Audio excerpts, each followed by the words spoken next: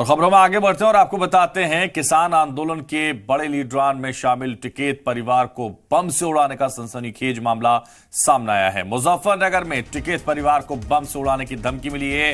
BKU के सदर नरेश टिकैत के बेटे के फोन पर यह फोन आया है। धमकी भरा कॉल नरेश टिकैत के बेटे के गौरव टिकैत के फोन पर आया और दी गई धमकी। मामले में टिकैत परिवार ने पुलिस को दी तहरीर। मामले को लेकर वजीर दाखिला अमित शाह को भी लिखा खत। टिकैत खानदान को बम से उड़ाने की धमकी मिली है।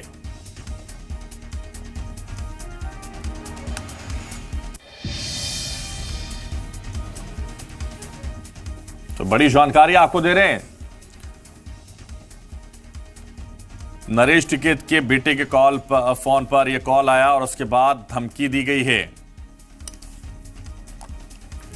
परिवार में अब इसको लेकर लगातार पुलिस से जांच की बात कही जा रही है। मामले को लेकर वजीर दाखिला अमित शाह को भी खत लिखा है।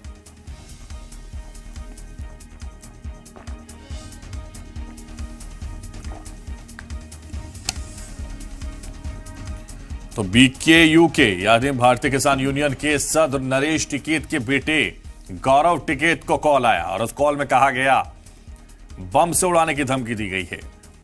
तो मामले को लेकर वजीर दाखिला अमित शाह को भी खत लिखा गया है।